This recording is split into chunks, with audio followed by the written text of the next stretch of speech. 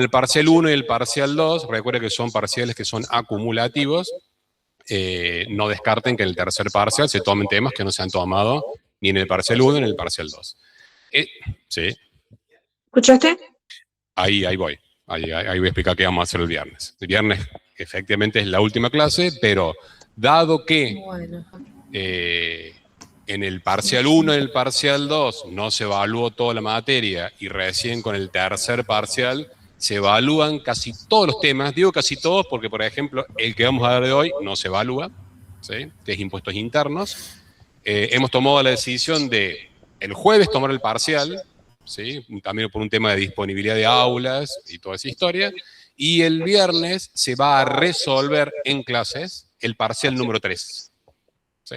Con lo cual vamos a hacer una resolución completa del parcial, el tercer parcial. Repito, como hay temas que no se evalúan en el parcial 1 y el 2, y hay muchos que han aprobado el parcial 1 y el parcial 2, y pueden, no es la obligación, pueden tomar la decisión de no presentarse al tercer parcial, porque no hay un requisito para regularizar la materia. Bueno, decidimos que el viernes, dado que puede haber temas nuevos, también se puede aprovechar como una gran consulta general vinculado al tercer parcial. Vamos a dar, en lugar de clase teórica, nos pareció productivo que tengan un poquito más de contacto respecto al esquema de corrección. Yo tomo como enseñanza, tomen como enseñanza del dictado de esta materia y cómo corregimos. Yo he tomado como experiencia en los últimos años de que no terminan justificando completa o correctamente la consigna. Cuando ponemos fundamente la respuesta, es fundamental. No es decir, está grabado. No, está grabado por el artículo tal y dar un justificativo. Porque puede ser la diferencia entre aprobar o reprobar un parcial y o un examen. ¿Sí? O sea, si hay una consigna y claramente la respuesta es que está grabado con el impuesto, la respuesta de usted no puede ser simplemente estar grabado, ¿sí? Sino dar el justificativo. ¿Cuál es el hecho imponible? ¿Cómo se determina? Si no está beneficiado por alguna exención, si es base imponible, hacer referencia a la base imponible. O sea, justifiquen cuando es teórico. Cuando es más bien práctico, un segundo. Cuando es más bien práctico, bueno, está claro que lo que interesa es el número, es poder llegar a un resultado, saber lo que es débito fiscal, un crédito fiscal. No me interesa tanto que me pongan en un ejercicio, si es de un esquema de liquidación, el pergamino de todos los artículos vinculados al débito fiscal, que son decenas de artículos. Cuando es más numérico, claramente lo que interesa es si han comprendido cómo llegar a ese esquema numérico, ¿sí? Casi nunca, siempre está el casi nunca damos ejercicios kilométricos, ¿sí? Que tengan muchísimo, o sea, que necesiten ser matemáticos para poder estar deduciendo el impuesto. No es la finalidad, casi siempre tratamos de que no sean ejercicios parecidos ¿se acuerdan del ejercicio número 3? El práctico número 3, que fue un esquema de liquidación muy grande, que tiene un montón de casuística.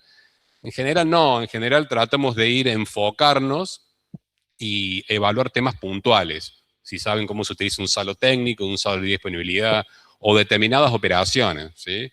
Es poco probable que le hagamos un ejercicio súper integral como el práctico número 9, que hace referencia a bienes personales, que es larguísimo, con todo un esquema muy enorme, pero si queremos evaluar cómo se determina bienes del hogar, bueno, yo le puedo dar una serie de datos para que ustedes sepan cómo se categorizan los bienes.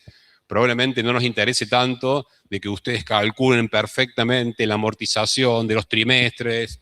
Eso se supone que ya lo conocen, que ya lo saben, que ya han sido evaluados en Fiscal 1 por temas como eso. Nos interesa más lo conceptual, ¿sí? Lo conceptual. Dicho eso, hay una pregunta por acá. Habla más fuerte, por favor.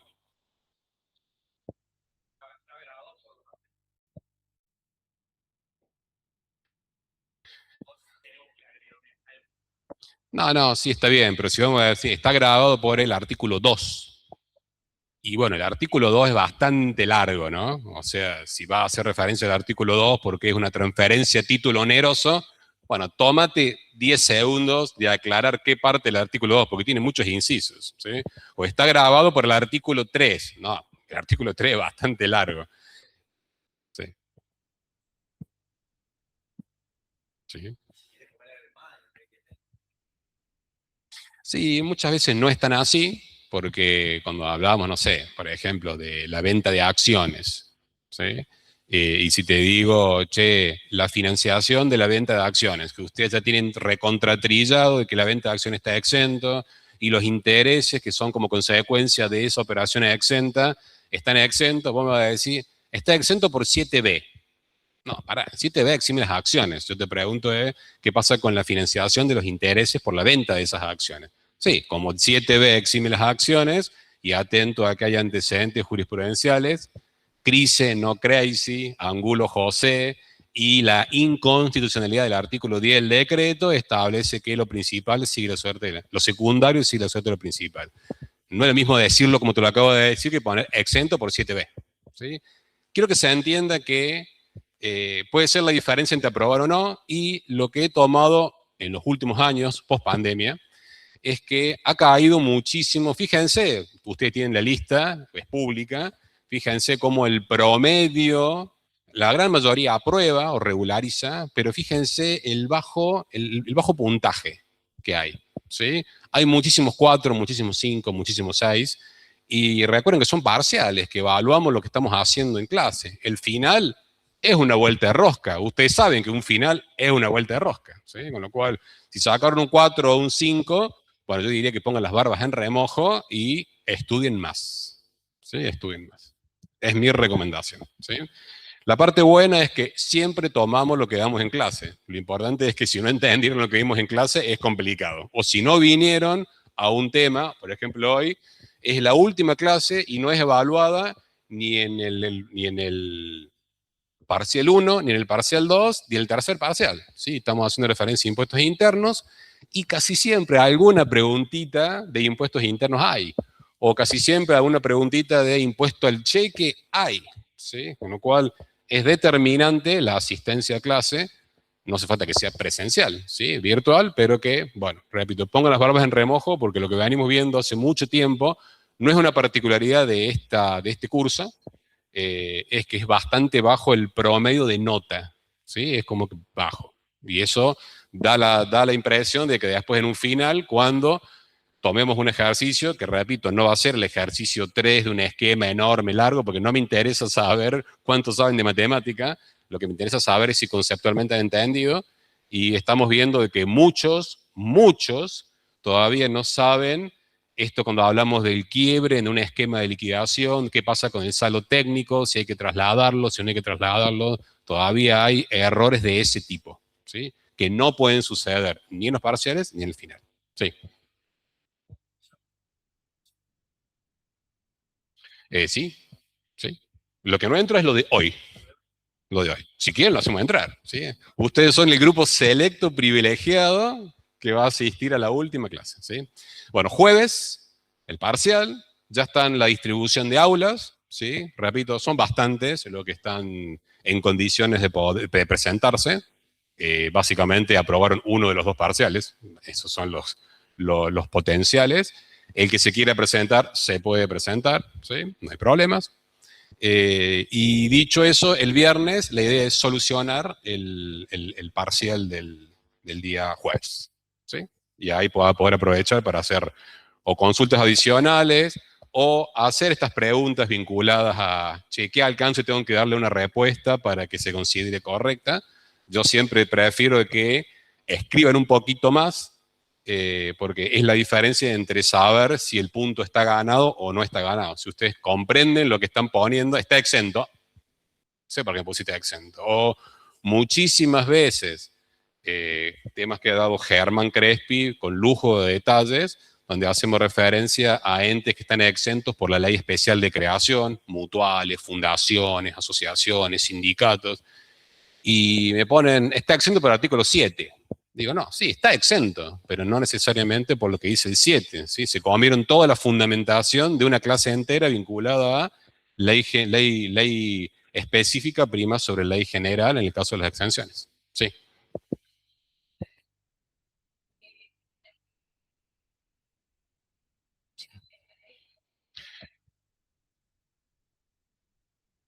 No sé qué es 5.8, parece la cilindrada de un auto, ¿viste? 4.0, es grande el auto, 5.8 es una cilindrada. Ahora son todos 1.0, no, lo que tomamos nosotros es bienes personales, periodo fiscal 2025, que es lo que está venciendo ahora. Yo no sé qué te dieron el año pasado, pero lo más probable es que haya sido 2024 que se liquidaba en el 2025. Esa no te sirve. La que te sirve es la que te di yo este año, que es bienes personales 2025. ¿Sí? Que es lo que se está liquidando ahora, de hecho, en un par de semanas, es la declaración jurada que vence, y es lo que te he dado en clase en esta materia. ¿Sí? Pueden traer lo que quieran de normativa. Ahora, si tiene una marca, te la quito y te bocho el examen. ¿Sí? Vos podés traer toda la norma que quieras. Es más, nosotros generalmente tratamos de darle el marco normativo a ustedes para evitar que tengan que comprarlo, sacarlo, o de decirle, hoy por hoy podés bajar todo de Infolec y está actualizado el día. Digo esto porque hubo algún problemilla con un tomito de Repar que andaba dando vueltas sobre una columna en la alícuota y estaba malo de Repar, punto. O sea, no había mucha vuelta. Nos cansamos de decir lo que vamos a tomar, lo que está. No voy a decir que no nos preocupamos porque hubiera un libro que dijera lo contrario a lo que estábamos diciendo, pero claramente se habían comido algunas alícuotas de manera incorrecta y no era lo que decía la ley impositiva, que es lo que está publicado. O sea, ustedes tienen que saber que lo que se toma es lo que está en una ley vigente, no es actualizada. ¿Sí? Eso es lo lindo de esta materia. ¿Sí? Cambia mucho, se modifica mucho, y como recomendación de esta materia en particular, no se preocupen tanto por cómo se carga una declaración jurada en un aplicativo, cómo se carga. No es lo fundamental ni lo importante, porque eso, cuando tengan que utilizarlo o aplicarlo, se aprende muy rápidamente y no es lo determinante. ¿Sí? Podrán ser los especialistas en cargar una declaración jurada, pero si no saben lo que es un débito fiscal o un crédito fiscal, la van a cargar mal. ¿Sí? Yo siempre doy el ejemplo cuando en el colegio nos enseñaban dactilografía o mecanografía. Así que parecía que era el que no sabía eso, era el peor del grado y se iba a perder de poder trabajar el resto de su vida. Lo haces en un curso en 20 días en cualquier lado. ¿Sí? El aplicativo es eso. ¿Sí? Bueno, basta de charla. Vamos a los bifes. Última clase, ¿sí? Teórica. Vamos a ver el capítulo 7 y vamos a hacer referencia en el capítulo 7 a impuestos internos. ¿Sí? La ley de impuestos internos. ¿Sí? Esta ley, yo siempre digo que es una de las leyes con más historia que tiene en el régimen tributario argentino. Es una de las leyes más importantes, más allá de que sea una de las que en la práctica probablemente no tenga tanta aplicación, salvo que tributen, salvo que trabajen con una empresa que se dedique y que tengan que pagar impuestos internos. Pero digo que es muy importante porque dentro del marco normativo se remonta a principios de 1900, o sea, fíjense la historia que tiene este gravamen, no solo en este país, sino que impuestos internos se graba en muchos países. Y es muy importante porque gran parte de las cosas que ustedes aprendieron en el IVA, ¿sí? Tiene como origen o como base lo que se tuvo que establecer para impuestos internos. O sea, no es que interno le copió al IVA, es exactamente al revés. El impuesto al valor agregado y muchas de sus consideraciones copian o toman los antecedentes de impuestos internos. ¿Sí? ¿Por qué es tan importante? Bueno, más allá de estos parámetros, muchas de las cosas que ustedes ya saben de IVA las van a ver familiares con impuestos internos, pero primero tengan en cuenta de que así como el impuesto al valor agregado es un impuesto general al consumo, lo que buscó la ley de impuestos internos desde que se creó, con diferentes finalidades, ya vamos a ver que el fin que iba creando impuestos internos cambiaba permanentemente, y ya vamos a ver que de pasar a tener fines muy loables en la teoría, en la práctica se transformó en un impuesto meramente recaudatorio, y es la verdad. ¿Sí? Ya vamos a ver después cuando terminemos la clase si están de acuerdo o no con esa apreciación. Pero impuestos internos existe desde siempre. ¿Sí? O sea, podemos remontarnos a la edad cristiana, o sea, desde aquel momento, inicio de la edad cristiana, en donde se pagaban tributos sobre la base del comercio mediante metales, con lo cual se pagaba un tributo sobre el uso de metales. Ya a partir de ahí empezó una concepción de impuestos internos. En la Edad Media también se incorporaron este concepto de gravar determinados consumos, e impuestos internos es eso, es gravar, a diferencia del IVA, que grava es un impuesto general al consumo, el IVA es un impuesto particular al consumo, a determinados consumos, o a la selección de determinados consumos. ¿Sí? Esa es la particularidad fundamental. En el IVA, que tenemos un impuesto general, plurifásico, no acumulativo. En el caso del IVA, recuerden que trabajamos por débito menos créditos fiscales. En el caso de impuestos internos, hablamos de un impuesto especial, ¿sí? Monofásico. En general, lo que se grava es una determinada etapa, y no acumulativo por la sencilla razón de que no se grava todas las etapas, ¿sí? Se grava una etapa en particular en general. Este impuesto, además de tener muchísima historia, ha tenido una reciente reforma. Hace muy poquito se reformó impuestos internos, así que vamos a hacer ahora un poquito la relación entre el régimen viejo que se cambió y el régimen nuevo, porque estamos justo a la mitad de una reforma tributaria, nos enganchó justo a la mitad. Es lo lindo de los impuestos, ¿sí? Cambia permanentemente, siempre van a estar activos con los impuestos. Pero bueno, siguiendo un poco esta historia, hay algunos conceptos importantes a tener en cuenta con relación a impuestos internos. El primero de ellos es que tiene mucha historia, ¿sí? Hablamos de la edad cristiana, la edad media. Cuando venimos a la época de la Revolución Francesa, se empieza a tomar el criterio de estampillar a los productos, ¿sí? Ponerles una estampilla, etiquetarlos. Bueno, esa idea que surgió en aquel momento, que era para poder identificar el producto que se transaba y para poder verificar que se había oblado la tasa o el tributo en aquel momento, llega hasta nuestros días. Hoy por hoy tenemos un régimen de etiquetado, tenemos un régimen de estampillado, ¿sí? Que lo que busca es establecer un mecanismo de fiscalización. Bueno, eso nació en aquella época.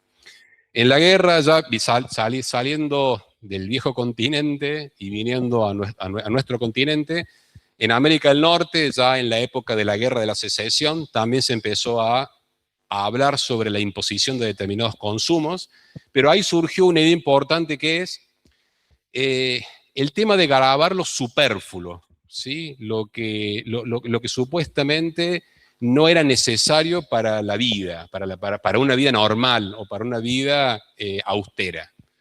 Y ahí empieza a gestarse un concepto de, che, grabemos lo superfluo, o todo aquello que no implique algo común, normal y habitual. ¿Sí? Eso también es importante. O sea, un esquema de fiscalización era importante para poder fiscalizar este tributo, y un esquema de pretender grabar determinado tipo de consumos sobre pretexto de lo superfluo, lo suntuario, o sobre pretexto de la salud, ¿sí? Y es por eso que se empieza a grabar el consumo de los alcoholes en su diferente variedad. En su momento era el whisky, el aguardiente, etcétera, etcétera.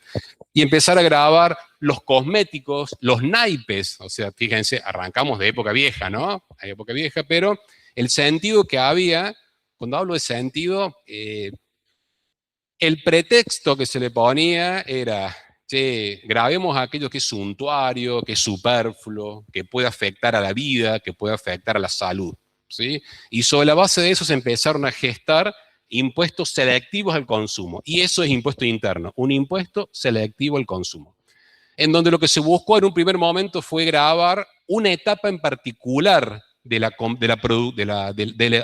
movimiento de un bien, que era la etapa manufacturera. Che, producíamos un bien, cuando ese bien salía al mercado, ¡pum!, se le incidía. Pero determinados tipos de consumos, ¿sí? Ya vamos a ver que, siguiendo en nuestro continente y viniendo a nuestro país, ya desde el mismo momento en el cual las colonias españolas, o éramos parte de las colonias españolas, le pedían al rey de España, es, che, permitinos grabar con una tasa el el whisky que venía en botijas desde el Cuyo. ¿Sí? Con lo cual, ya a partir de ahí empezamos a tomar antecedentes de grabar impuestos selectivos al consumo. Bueno, yendo a esto, como hito importante, fíjense, la primera ley de impuestos internos que existió en nuestro país fue, si quieren anotarlo, la ley 2774, y es del año 1891. ¿Sí? 2.774, año 1891. Con esa norma se pretendió grabar lo mismo que se grababa en otras partes del mundo. El alcohol, el naipe, los cosméticos, ¿sí? Y la primera ley que existe de manera sistematizada, porque es lo que ocurrió en nuestro país, se empezó a aplicar impuestos internos a la Bartola. Cada jurisdicción aplicaba lo que quería, cómo quería. El primer texto ordenado, y acá va la norma importante, que existió en nuestro país, que sistematizó impuestos internos, definiendo objeto, sujeto, hecho imponible, es la ley 3764. 3.764, que es del 18 de enero de 1899. ¿Por qué remarco esta ley? Porque esa ley sigue vigente al día de hoy. O sea, esa ley que se creó en 1800 y chirolas, ¿sí? Es la ley que actualmente, parte de ese marco normativo, hoy por hoy sigue vigente. Fíjense que hoy estamos hablando de la ley 27.802 como una norma muy reciente de reforma laboral. Bueno, acá estamos hablando de la ley 3.764 como norma primigenia de creación de impuestos internos en nuestro país. Y esa norma, con muchísimos cambios, ya van a ver que si hoy la buscan, si entran al Infoleg y buscan texto ordenado de la ley 3.764, van a ver que gran parte de su articulado está derogado, gran parte. Pero se mantienen algunos artículos básicos que son determinantes para entender cómo se aplica impuestos internos o algunos requisitos para la aplicación de impuestos internos. Ya vamos a ver que hoy por hoy coexiste un marco normativo, pero esa ley todavía está operativa. Luego ¿sí? Disculpen, en el Meet no se ve, no sé si ya pasó la primer filmina. No, no viendo la primer filmina. Ah, listo. No pasó. No seas ansioso. Ahí le pasamos. Gracias. Pero todavía no arrancamos, Como corolario de esta introducción, lo que se buscó fue, supuestamente, en la teoría, tratar de grabar determinados hechos, determinados consumos, suntuarios, consumos que supuestamente afectaban a la salud humana, ¿sí? O que eran dañinos para la salud humana, y eso fue lo que en la teoría se terminó aplicando. Pero vamos a ver que en nuestro país, desde 1890 y pico a la fecha, este impuesto tuvo muchas variantes, a tal punto que hoy por hoy se graba una bebida analcohólica, ¿sí? Que muchas veces es realizada con jugo puro de fruta y está grabado con impuestos internos.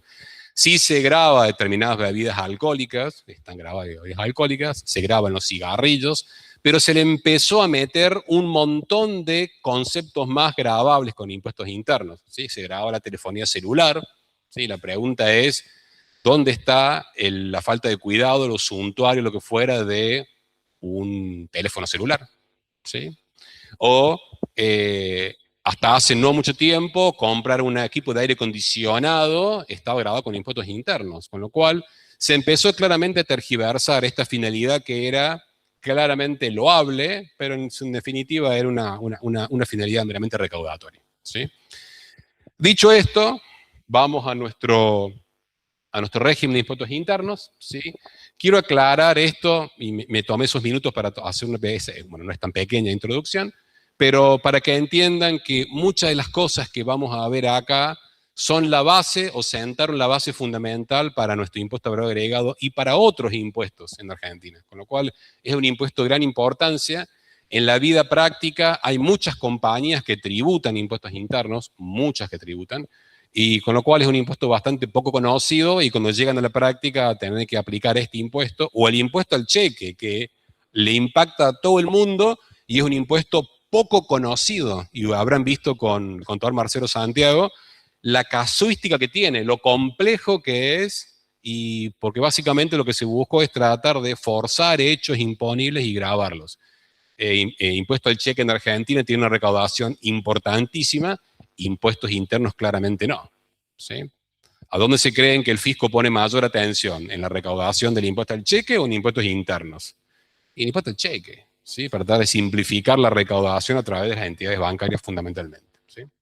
Bueno, como definición, impuestos internos, dijimos que es un impuesto selectivo o específico que grava determinados consumos en particular, a diferencia del IVA, que es un impuesto de tipo plurifásico que transcurre las diferentes etapas que transita la venta de un bien o la comercialización de un servicio.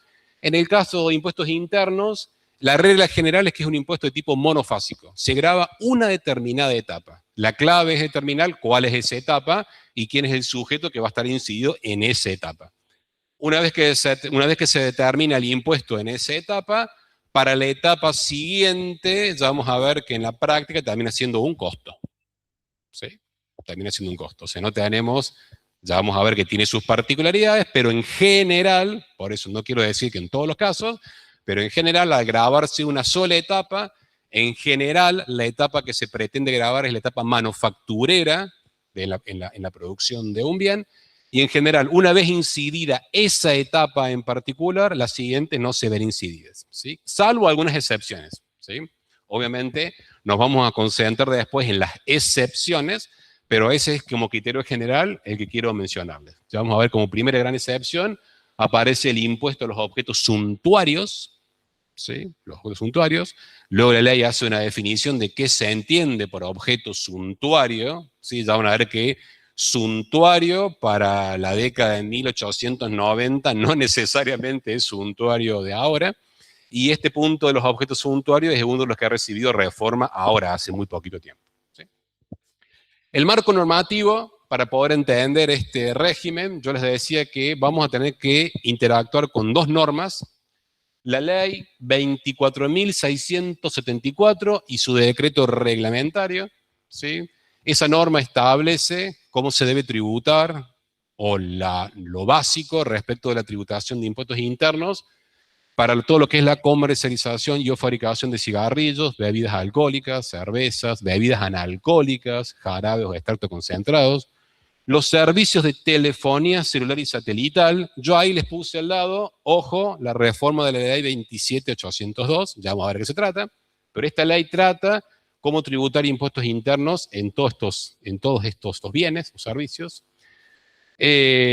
cómo se tributa en la actividad de seguros, cómo se tributa con los objetos suntuarios y cómo se aplica impuestos internos cuando se vendía un automóvil o motores, ¿sí? O embarcaciones de deporte y aeronaves, ¿sí?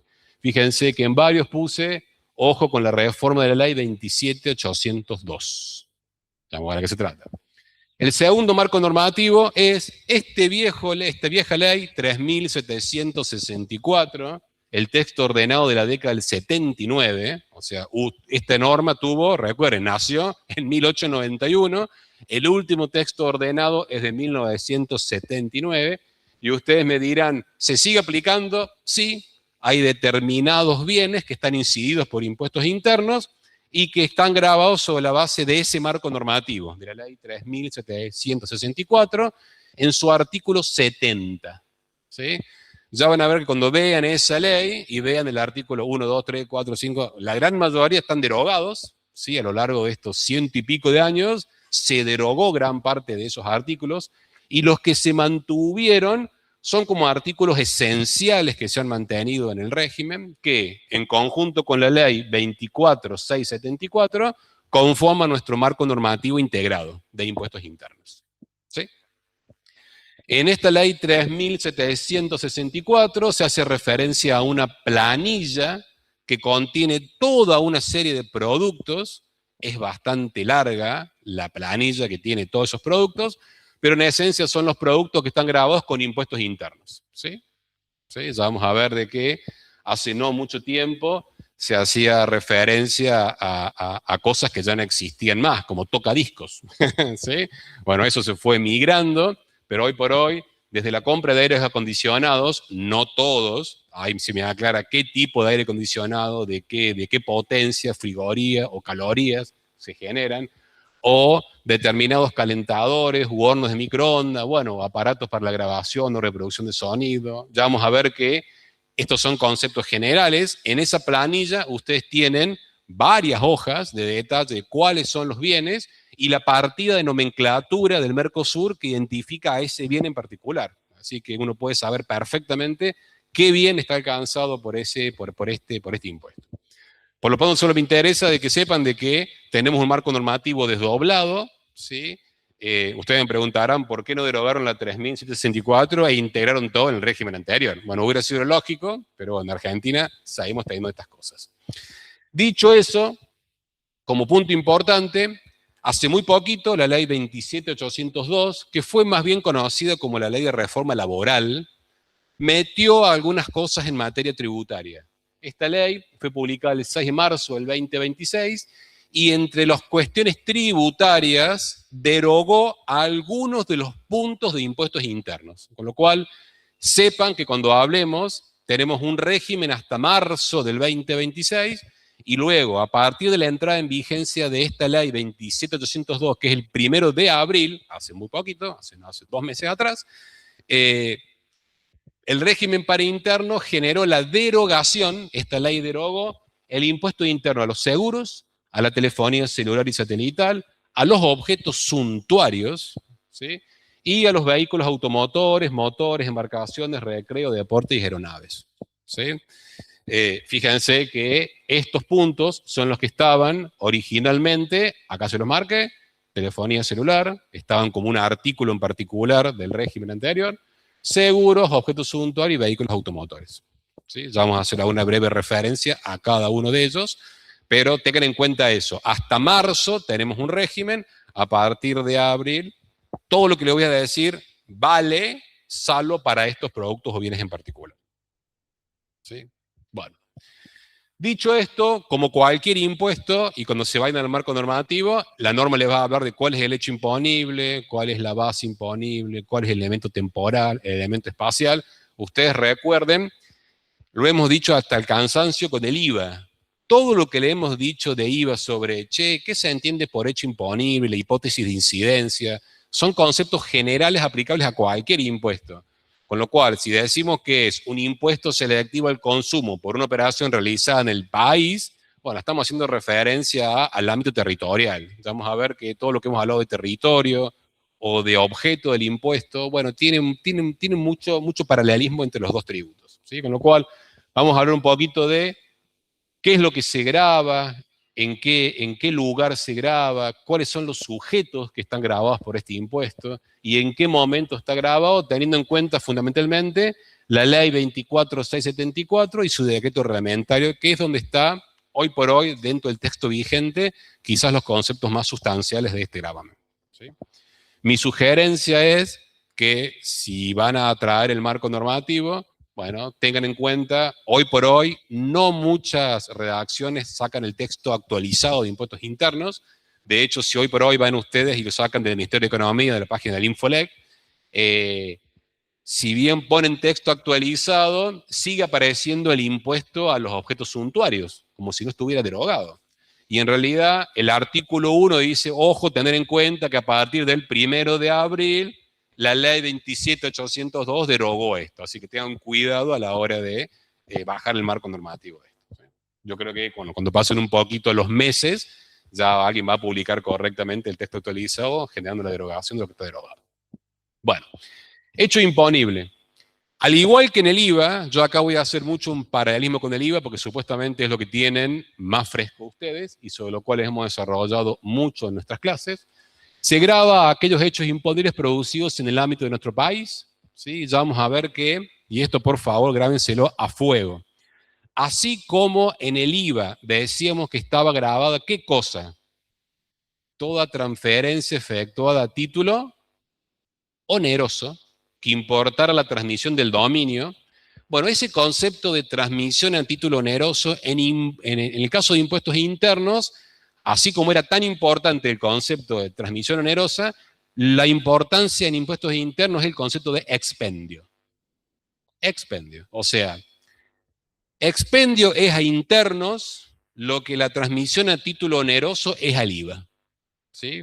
Fíjense lo importante de eso. Y ya vamos a ver que el expendio no necesariamente tiene que ser oneroso. ¿Sí? Lo que buscó el legislador en impuestos internos es, más allá de que pueda haber una transferencia a título oneroso, puede haber, no necesariamente es requisito indispensable para que se genere el concepto de expendio. O sea, lo que importa en interno es el expendio. Solo el expendio y demás circunstancias generadoras realizadas en el ámbito de nuestro país van a estar alcanzados por impuestos internos. Y acá hago el mismo paralelismo con el IVA. ¿Se acuerdan cuando hablamos de qué pasaba cuando el bien no había sido nacionalizado? ¿O a partir de qué momento se disparaba la tributación del IVA cuando yo importaba un bien? Con un acto administrativo que era ¿qué cosa? El despacho plaza. Y el despacho plaza implicaba que el bien se había nacionalizado. Recién a partir de ese momento se impactaba el hecho imponible. En el caso interno es exactamente igual. Hasta que no esté la nacionalización de un producto, eventualmente no habrá impuestos internos sobre ese producto. IVA se lo copió internos. ¿Sí? Yo acá voy a hacer una defensa férrea de mi querido impuestos internos. ¿Sí? IVA toma el antecedente de impuestos internos sobre este punto. ¿Sí? Bueno, aclaramos, no está grabada, si antes que hubiera despacho a plaza, si no se hubiera nacionalizado, básicamente no hay grababilidad de impuestos internos. Hay una gran excepción que hasta marzo, hasta el 31 de marzo, a partir de abril ya quedó un poco trunca, pero fíjense que hay una excepción a este criterio de territorialidad que está dado en materia de seguros. Dijimos que impuestos internos grababa la actividad de seguros. ¿Sí? De hecho, cuando ustedes vean determinadas primas de seguros, hasta el 31 de marzo, algunas se habían incididas por impuestos internos. ¿Pero por qué se rompe el criterio de la territorialidad? Fíjense, quedan comprendidos, si quieren puede poner, quedaban comprendidos hasta el 31 de marzo, en el ámbito de imposición, tanto los seguros contratados en Argentina como en el exterior, sobre personas y bienes que se encuentren en nuestro país o estén destinadas a él. Eso es lo que grava impuestos internos vinculado a los seguros. Con lo tanto, fíjense, quedan alcanzados los contratos de seguros celebrados por compañías del país o por compañías del exterior, aunque los bienes asegurados no se encuentren situados en jurisdicción nacional. ¿Sí? Es decir, que si el seguro fue contratado acá, por más que el bien no esté acá, está grabado con impuestos internos. Eso claramente rompe el criterio de territorialidad. Segundo caso, igualmente están alcanzados los contratos de seguro celebrados por compañías del país o compañías del extranjero, aunque estén asegurados no en el país. Y fíjense que solo quedarían marginados de impuesto al impuesto a los seguros, impuesto interno a los seguros. Fíjense, los seguros que hayan sido concertados en el exterior cuando el asegurador esté en el exterior y el riesgo asegurado esté en el exterior. Bueno, ahí no hay duda. ¿Sí? Si se contrató un seguro afuera, donde el asegurador está afuera, el bien asegurado está afuera, obviamente no hay hecho imponer en nuestro país. Pero guarda que seguros rompe el criterio de territorialidad. ¿Sí? El dictamen 56 del 81 reafirmó esto de que solo no se graban ese tipo de seguros. Bueno, importante, artículo 2 de la ley. Este régimen se aplica, o el objetivo del régimen es que se aplique exclusivamente en la medida que incida en una sola de las etapas que transcurre la venta o la comercialización de ese bien. ¿Sí? Es decir, que el objetivo de este tributo es gravar solamente una etapa, en general la etapa que pretende gravar el legislador es la etapa manufacturera, y en la medida que se genere o sobre la base de lo que se considera el expendio. ¿Sí? Es decir, se va a grabar en la medida que se genere el expendio de un producto que esté grabado por impuestos internos. Entendiéndose por expendio la transferencia de ese bien a cualquier título, por favor, esa es la diferencia, ¿no? Esa es la clave con el IVA, la diferencia con el IVA. La transferencia puede ser a título oneroso o a título gratuito. Y o su despacho plaza. ¿Sí? ¿Qué pasaba cuando yo importaba un bien del exterior? ¿Qué pasaba con el IVA? ¿Estaba grabado o no con el IVA en general? En términos generales, si yo importo un bien, una cosa mueble, me dedico a importar autos, ¿sí? ¿Esa importación está grabada o no con IVA? En términos generales, si importo un auto, ¿qué me cobra aduana cuando pasa la aduana el auto? Un auto, bien, si bien que quieran, compré esto, compré un teléfono celular. ¿Se graba o no con IVA? En términos generales sí. Bueno, en el caso de impuestos internos, también el hecho imponible importación se encuentra grabada por el régimen de impuestos internos, ¿sí? El objetivo en el IVA era igualar el tratamiento de un producto comercializado acá o comprado acá y o un producto que haya sido importado. El objetivo para impuestos internos es exactamente el mismo. Le voy a pedir silencio, por favor. ¿Sí? Solo se puede hablar de la gloria en esta clase, nada más. ¿Sí? Y no hay muchos hinchas de institutos. ¿Sí? No hay muchos. Por eso solo hablo yo únicamente. ¿Sí? Tengo el poder acá. Otro punto importante, están grabados los autoconsumos. ¿Qué es un autoconsumo? ¿O qué entienden ustedes que es un autoconsumo? ¿Qué compras o qué fabricas o qué haces para usar en tu actividad? Bueno, en este caso el autoconsumo está expuesto en impuestos internos como un hecho imponible que está grabado por el propio tributo. Pasa muy mucho con, habrán visto cuando van a una fábrica que hay, no sé, productos de degustación, o tenemos no sé, en una embotelladora, vamos, abrimos la puerta y nos podemos servir como para degustar un bien, ¿sí?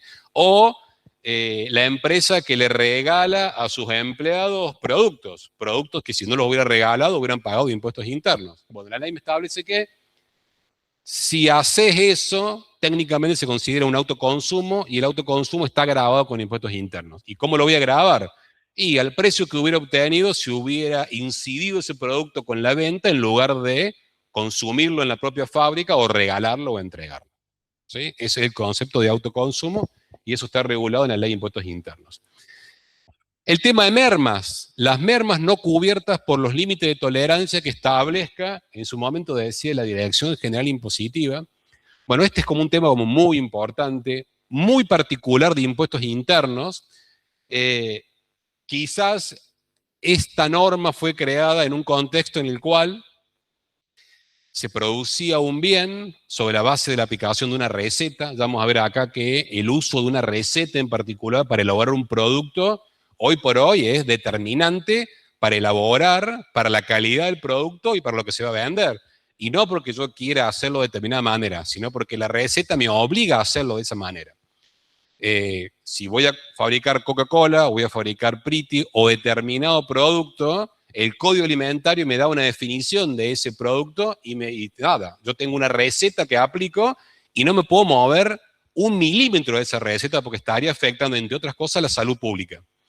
Dicho eso, hoy por hoy, no es muy factible de que hubiera muchas mermas. Cuando hablamos de merma es, che, si yo sé que para fabricar el producto A necesitas sobre la base de esta receta tantos litros de agua, tantos litros de azúcar, colorante o extracto de jugo o lo que fuera, ¿sí? O ácido no, ¿sí? Anhídrido carbónico o lo que fuera que haga falta para darle a la bebida, si va a hacer una bebida o al producto, lo que dice la receta, la DGI estableció de que, che, si te alejas un poquito, ese poquito era el 2%, sobre la base del margen de tolerancia, la presunción es que estabas no fabricando mal, sino que estabas usando de manera incorrecta productos y se podía presumir de que estabas o no grabando como corresponde con impuestos internos el producto que se generaba.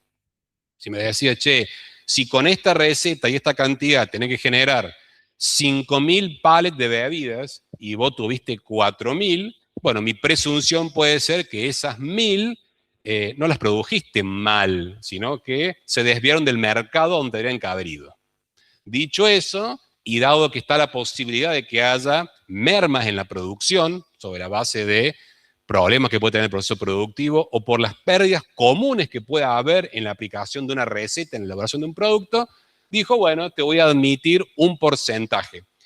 Esto fue muy cuestionado y muy aplicado en la industria de la bebida analcohólica. ¿Sí? En la bebida analcohólica tienen como muy presente esto en particular, porque básicamente la DGI, hasta hace poco AFIP, hoy ARCA, estableció que ese margen de tolerancia no podía superar el 2%.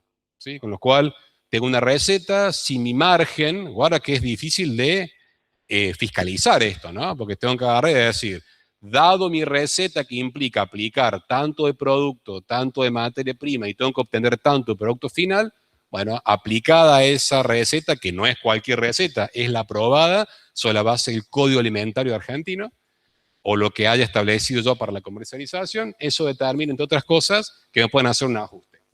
Y finalmente la ley establece una serie de presunciones que tienen por finalidad evitar que los faltantes de materia prima o los faltantes de producto terminado, si realmente se detectan esos faltantes, esa diferencia se puede agravar con impuestos internos, ¿sí? No son presunciones que están al azar, son bastante particulares y de ser aplicadas son muy perjudiciales para la compañía, ¿sí? Para la empresa que no cumpla con esto. Bueno, dicho esto, dijimos regla general de impuestos internos, impuesto monofásico, grabar una sola etapa. La etapa elegida por el legislador ha sido la etapa manufacturera. Ya vamos a ver que en general, impuesto interno como un impuesto selectivo al consumo grava la etapa manufacturera en términos generales, y todo lo que está atrás de la manufacturera. Eso también es importante, porque puede ser que yo fabrique un producto, o puede ser que yo encargue la fabricación de un producto, o puede ser que yo fabrique por encargo de un tercero el producto. Bueno, todas esas situaciones son contempladas por la ley de impuestos internos, y por eso ya vamos a ver que los sujetos gravados son como muchos, ¿sí? Está el productor, el fraccionador, el distribuidor, o sea, hay como muchos sujetos, porque de acuerdo al tipo de proceso productivo o al tipo de bien que se pretenda gravar, bueno, pueden aparecer muchos sujetos incididos por este tributo, ¿sí? Está grabada la importación para consumo, el objetivo es lograr igualdad respecto de un producto fabricado acá, y la sola excepción, la única excepción en donde este impuesto es plurifásico, no acumulativo, era respecto de los objetos suntuarios. Es decir, que en el caso del expendio de un objeto suntuario, se graba las diferentes etapas en las cuales transite el objeto suntuario. Como ejemplo típico de objetos suntuarios, las piedras preciosas, ¿sí? O aquellos anillos o aquellas alhajas generadas sobre la base de la utilización de metales preciosos. Bueno, la venta o reventa que haga de un objeto suntuario va a estar grabada no solo en esa etapa, sino en todas las etapas. Y la ventaja en materia tributaria es que, si bien se graba todas las etapas, se puede tomar como crédito por impuesto el impuesto de la etapa anterior. Destaco esto porque el carácter de plurifásico solo se daba en el caso de impuestos internos a los objetos suntuarios, solamente, ¿sí? Pero es la excepción de la regla. En el artículo 35 tiene la referencia a lo que es el impuesto interno sobre los objetos suntuarios. Recuerden que desde abril, ¿qué pasó con suntuarios?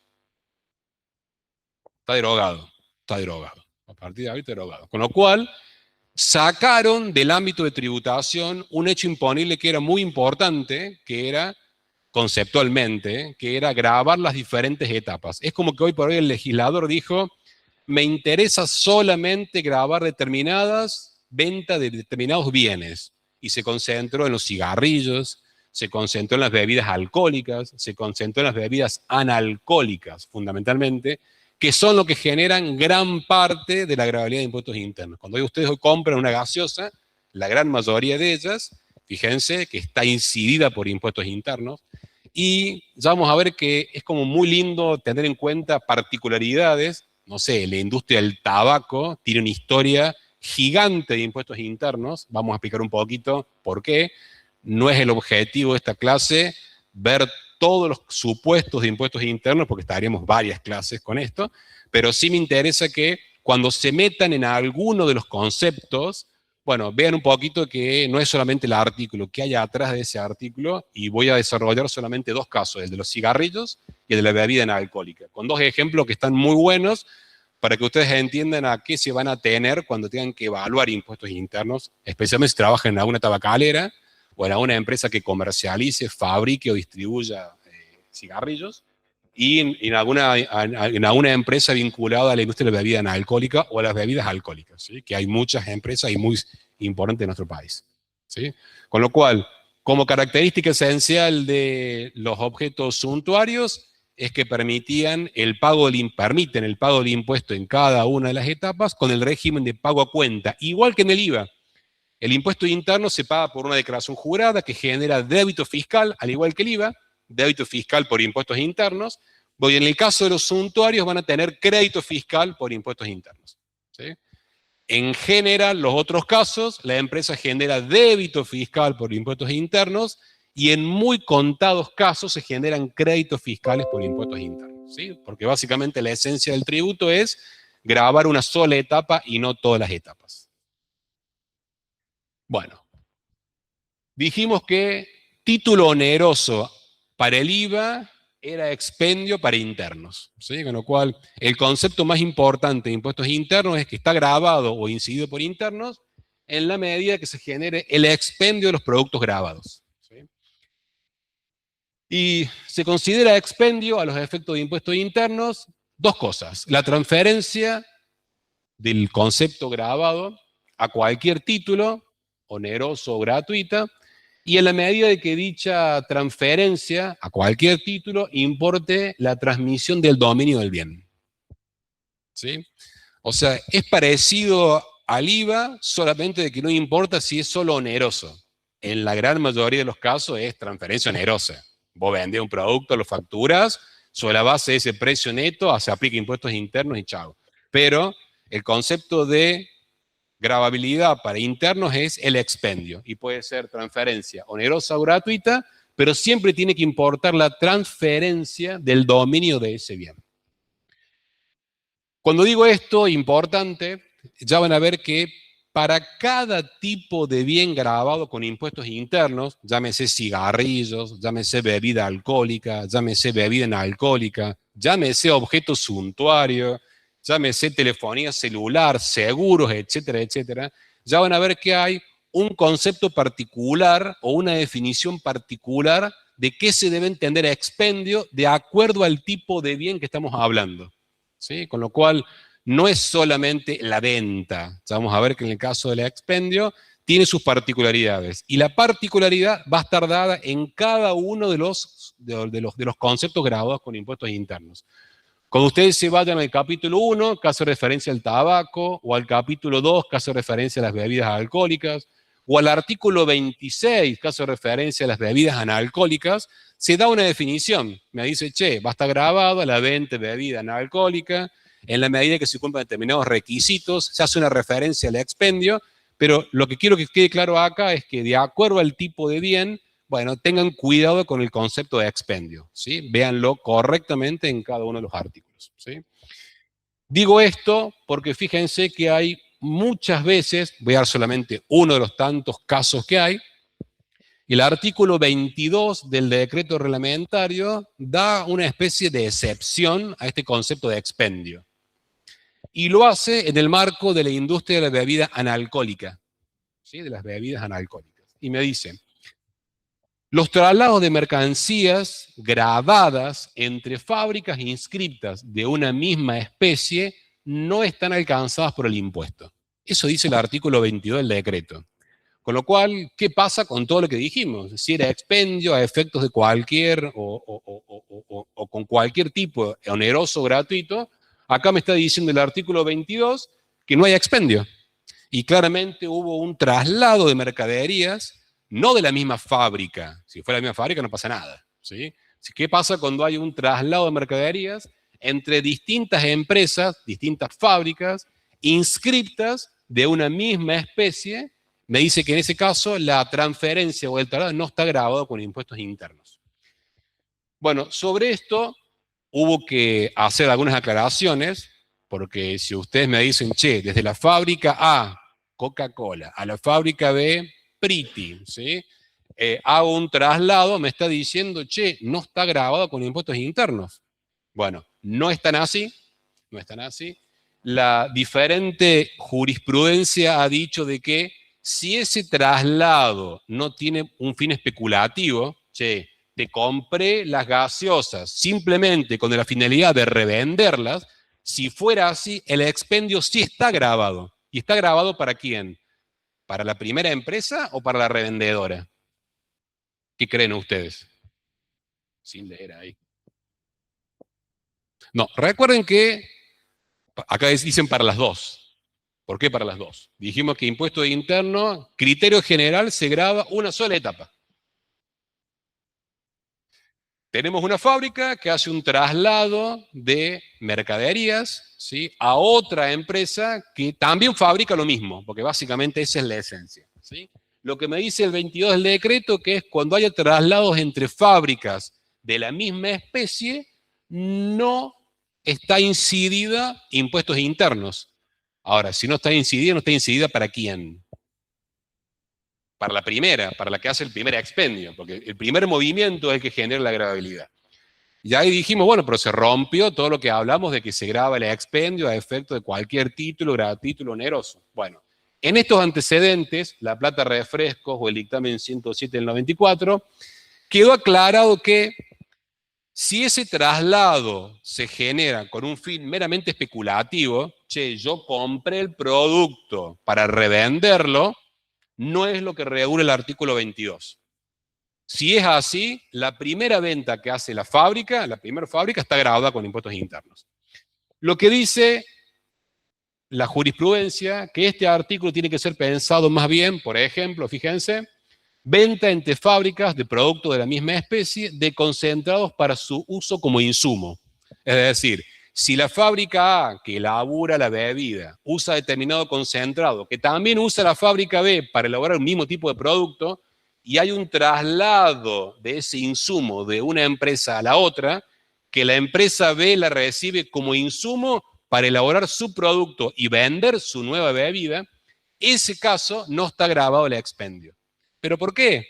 Porque se supone que ese insumo le sirvió a la empresa B para incorporarlo a su producto, agregar valor, elaborar su producto y venderlo. Y ahí sí te lo incido. Ese fue el razonamiento que se le dio a ese artículo. Fíjense, la fábrica A de productos concentrados de bebida le vende a la fábrica B. La fábrica B de la misma especie recibe los productos grabados para hacer frente a insumos de su producción. Es decir, que no recibe el producto terminado para revenderlo. Recibe, por ejemplo, una materia prima. Ese caso es el que regula el 22. Cualquier cosa que se aleje de eso, la salida de fábrica de una empresa paga impuestos internos, ¿sí? Se discutió mucho este artículo en particular porque, a ver, básicamente el fisco decía, no, está grabada la primera venta o la primera salida de fábrica. El contribuyente decía, no, no, no, está grabada la segunda por aplicación del artículo 22. Bueno, el artículo 22 regula o debe ser entendido de esa manera, ¿sí? Tratamiento fiscal, expendio no grabado para A, expendio posteriormente grabado para B, requisito esencial que la compra no haya tenido como objeto exclusivo su comercialización. Esa es la clave, ¿sí? Si yo te compré el producto simplemente para revender el producto, estamos chao, ¿sí? ¿A quién se graba? ¿A la empresa A o a la empresa B? A la A. Si yo usé esto como un insumo, bueno, como lo que se busca grabar es la elaboración y fabricación de un producto, se graba a la B. Sí.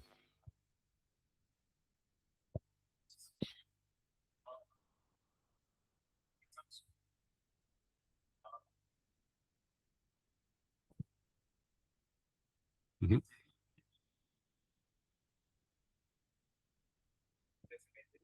Sí. En ese caso, si esos productos que Samsung le manda a su filial o sucursal o lo que fuera, son productos que están grabados por interno, sería un ejemplo válido. ¿Sí? En la práctica, fue muy discutido este artículo y créanme que las empresas no se ponen en esto de te traslado mercaderías, te la facturo y no te facturo internos. En general, sale la mercadería y si está grabado, se graba con internos para evitar, repito, hubo varios antecedentes. La Plata Refrescos dijo una cosa, pero después la Cámara lo revocó y después el dictamen trató de poner paño frío diciendo, bueno, traslado de mercaderías entre fábricas para incorporar a sus existencias de materia prima, solo en ese caso, y decidir luego su posterior venta, solo ese era el caso en el cual no estaba grabado el expendio. Criterio general, lo que salga de fábrica se da, a ver, lo que salga de fábrica, que importe la transmisión de dominio del producto. Si Samsung le mandó algo y no le transmitió la propiedad, ahí no hay expendio, tiene que haber transmisión de dominio. Si eso ocurre, cualquier cosa que importe la transmisión del dominio a título oneroso gratuito genera el expendio, y el expendio está grabado con impuestos internos. Bueno, sigamos. Autoconsumos, lo hacemos fácil, ya lo dijimos recién.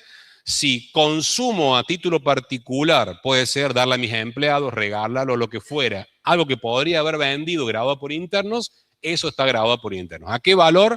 Al mismo valor que hubiera obtenido de vender esto, ¿sí?, en lugar de regalarlo o autoconsumirlo. ¿Sí? Los autoconsumos grabados por internos. El concepto de mermas, ¿sí? Toda producción de mercadería grabada inferior a la producción teórica, bueno, lo que me está diciendo el fisco, el legislador en este caso, es, si tenés una receta que te dice que tenés que obtener tanto de producto final y yo veo que expendiste mucho menos, ahí aparecerá el margen de tolerancia, dijimos el 2% para la bebida alcohólica, no hay muchos casos de definición del fisco del margen. Bueno, en este caso, el fisco lo que me puede hacer es presumirme que la merma o la diferencia que haya obtenido entre la producción teórica y la real, a ver, entre la teórica y la expendida, es venta en negro. Y si es venta en negro, está la potestad de grabármela con impuestos internos. Con lo cual, piensen en el contexto. Estamos hablando de un contexto, en este caso fue la norma, el último texto ordenado desde 1979. Bueno, hoy se supone que los procesos productivos y con la industrialización que existe, aplicada a una receta, si tengo más de un 2%, creo que tengo un problema grave de producción. ¿Sí? No podría ocurrir eso en la práctica, pero bueno, hay muchísimas normas en impuestos internos que buscan atacar la diferencia entre lo real producido y lo que se debería haber producido, en la medida que no sea explicada por una merma técnica. Una merma técnica. ¿Sí?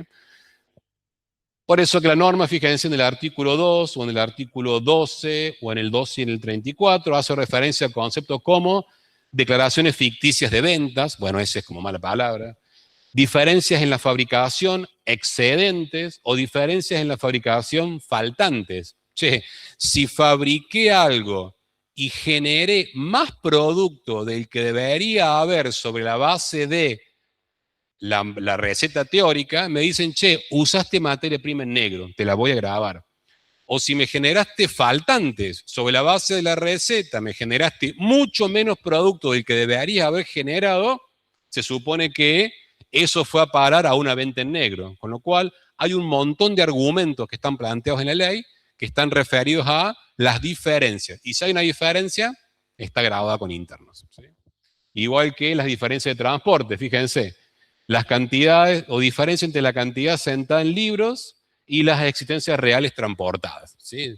Tengo una factura que dice que llevo 10 packs de doble cola y me detectan que llevo menos. ¿Sí? Bueno, ese es como más burda. Bueno, ¿cuáles son los sujetos?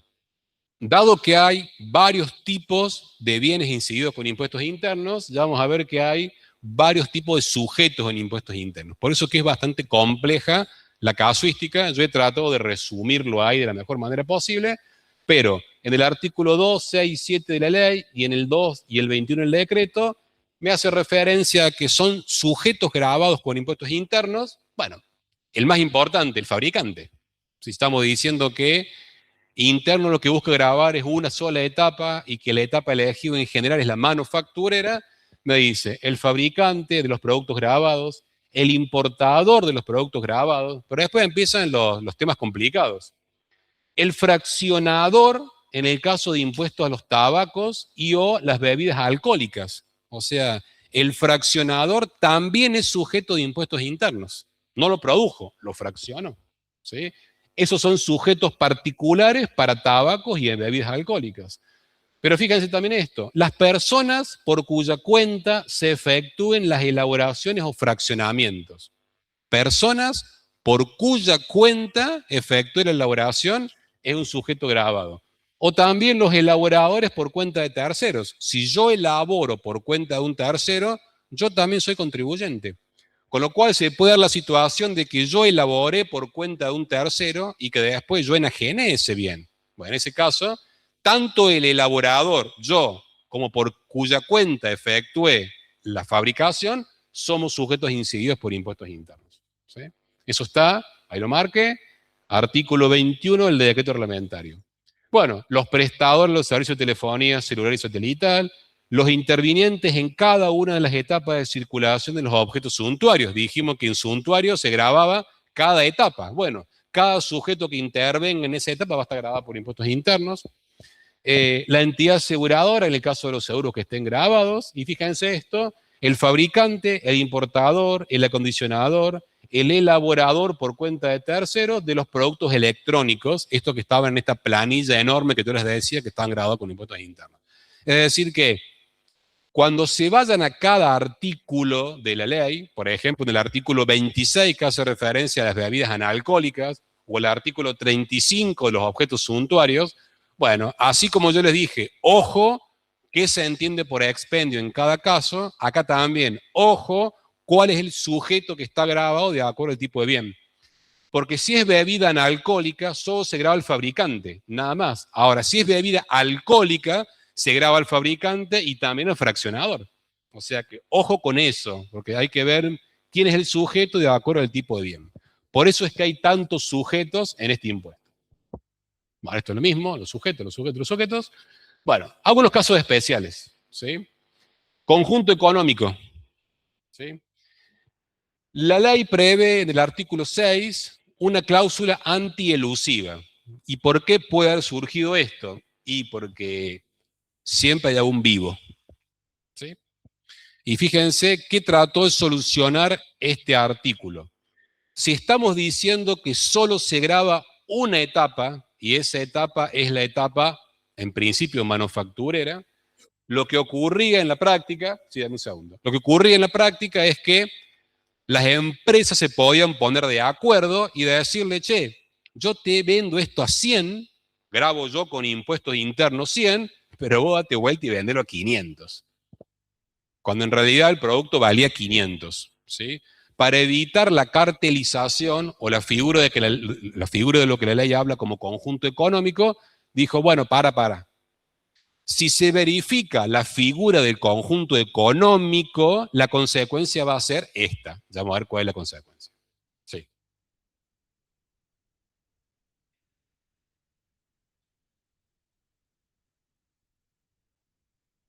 Del que estaba en el medio. En la bebida alcohol tenés el fraccionador. ¿Sí?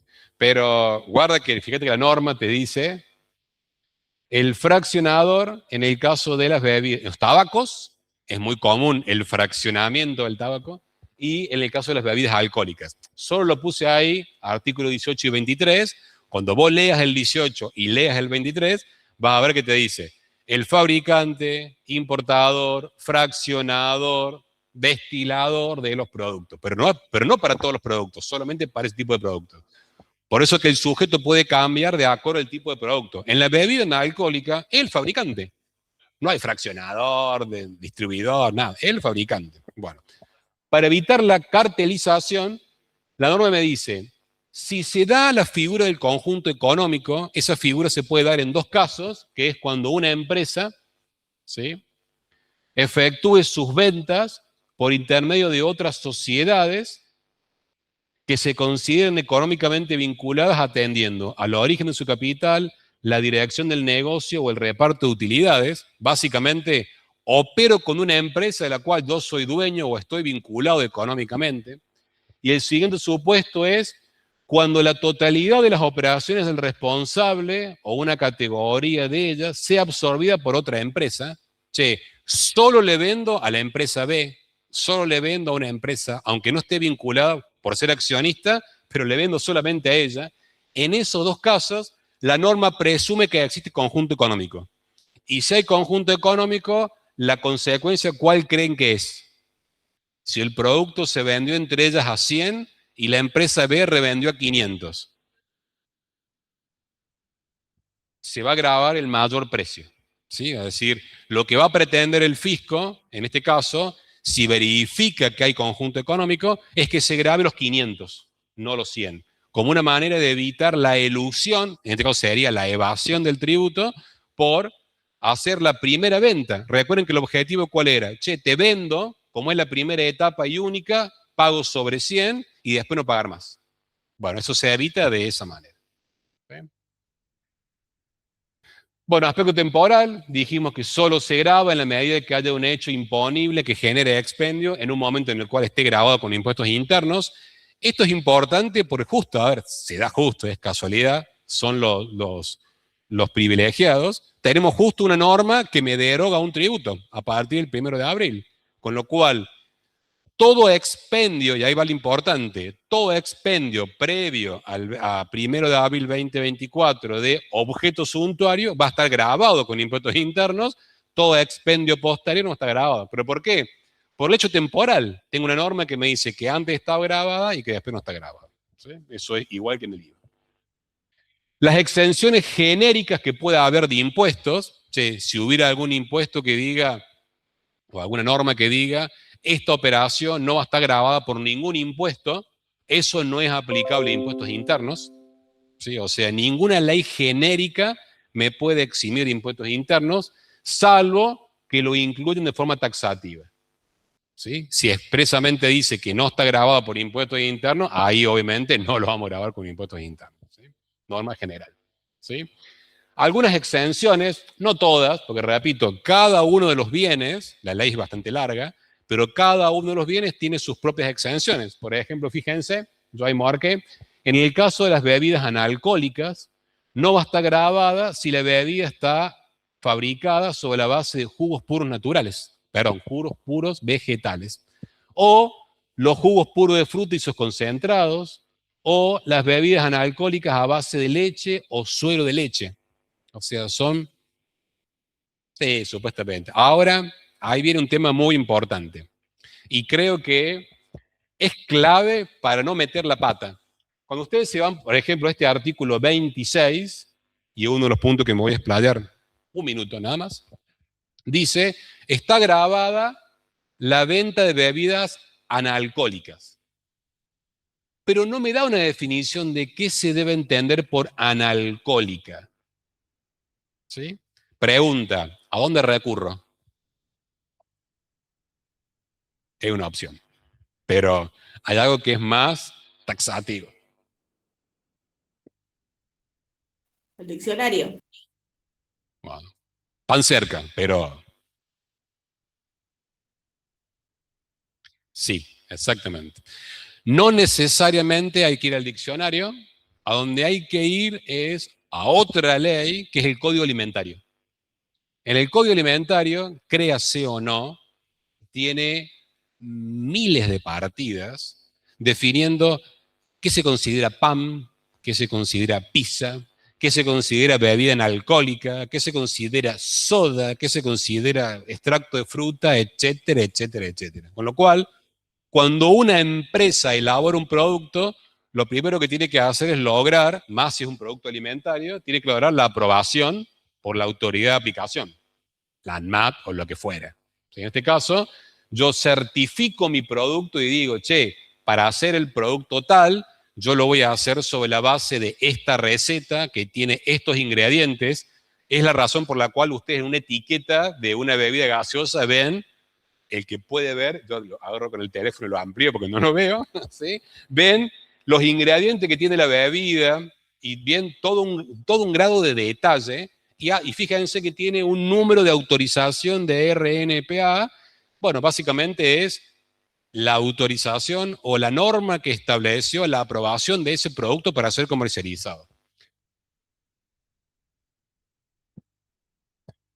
Exactamente, ¿sí? Es una obligación que después en la etiqueta del producto, bien chiquitito, ¿sí? Cada vez más chiquitito, ahora quizás sin octógonos, se haga referencia al tipo de producto, qué ingredientes tiene, y hubo una autoridad de aplicación que tuvo que aprobarte ese producto. Vos no podés ahí elaborar cualquier cosa y comercializarlo porque se te ocurre. Che, entre todos hacemos la polla, hacemos la fábrica de la bebida analcohólica, la gloriosa cordobesa, y salgo a venderla porque se me ocurrió.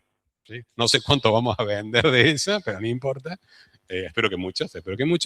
Pero primera aclaración. El producto tiene que estar aprobado, homologado, validado, y mi producto tiene que poderse catalogar si es un alimento en el Código Alimentario.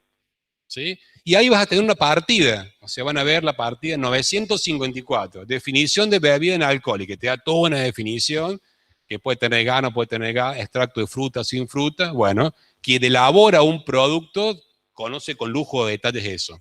Y eso es muy importante para este impuesto, porque si no encuadra como bebida analcohólica, o sea, analcohólica que no tiene alcohol, es lo primero que uno se le viene a la cabeza.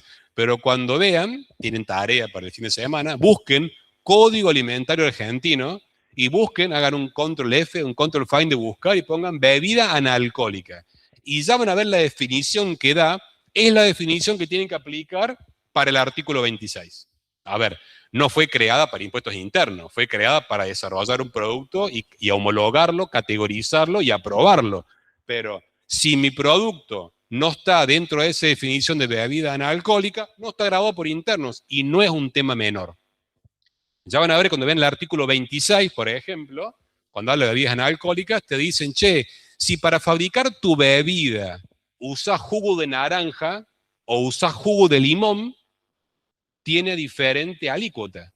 Y van a ver que si uso jugo de naranja, o sea, jugo puro de naranja, la alícuota de impuestos internos es mayor a que si uso jugo de limón. ¿Por qué creen que es eso? ¿Hay más naranjas en producción o más limones en producción en Argentina? ¿Qué se creen ustedes? ¿Limón? Bueno, no sé si hay más. Creo que me metí en una pregunta que no sé la respuesta. Lo que sí sé que es mucho más, yo creería que es avasallante naranja respecto del limón. Creería. Pero, ¿ah? Repito, no sé cuántas, eso puede ser otra buena pregunta, pero para el legislador, producir o incorporar jugo de limón es mucho más valioso, porque a entender del legislador era más difícil de obtener el jugo de limón, o más costoso, o lo que fuera, respecto del jugo de naranja. Frente a eso le dio una dispensa, dijo, che, si le pones jugo de limón, te voy a permitir que tu producto pague interno una tasa mucho más baja. Es una manera de fomentar que se ponga limón a la bebida y no naranja a la bebida. ¿Sí?